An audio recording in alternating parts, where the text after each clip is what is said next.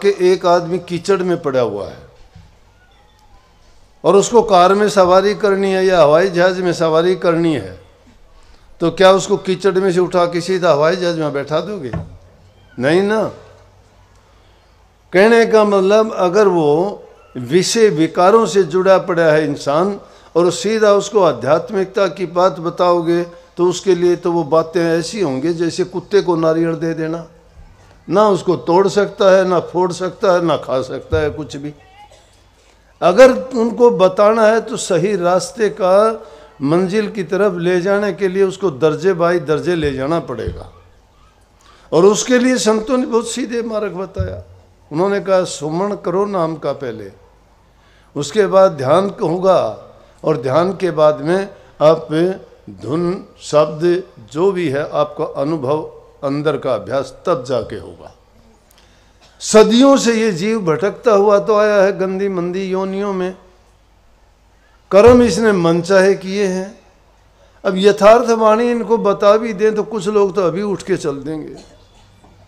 नीरस बात है, क्या मजा, इनको क्या पता।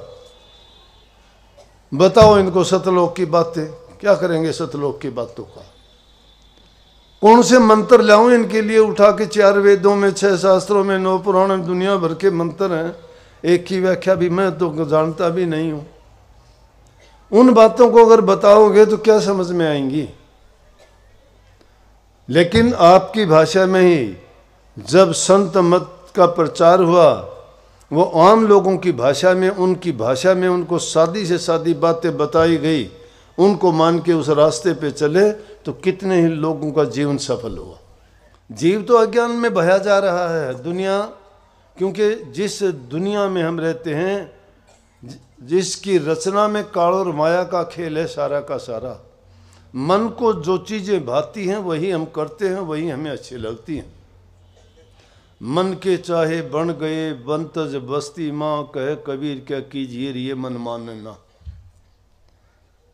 लेकिन संतों ने कहा कि मन तो अपनी मर्जी करेगा, इसको जो अच्छा लगेगा वो करेगा। और उसके लिए इस शरीर में अनेकों इंद्रियां लगा रखी हैं, ज्ञान इंद्रिय हैं, कर्म इंद्रिय हैं। उनमें स्वाद आनंद भोगने के लिए मन करता है, उसी इंद्रिय के भाग पर बैठ जाता है ये, और वही चाह रखता है। और उस चाह को पूरा करने के लिए वो कर्म चाहे गंदा है, चाहे बुरा है, चाहे कैसा भी है, वो पूरी करता है अपनी। उसके लिए इच्छाएं पैदा हो जाती हैं।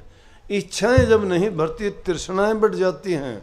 और तृष्णाओं और इच्छाओं के समुद्र में जब ये जीव डुबकियां लगानी शुरू कर देता, फिर निकलना बड़ा कठिन हो जाता है। कोई महापुरुष जब आता है तो उसको चेतावनी देगा कि देख भाई, जो तू काम करता है, कर्म करता है, इस कर्म का परिणाम ये होगा। अब ये वो आपकी मर्जी है।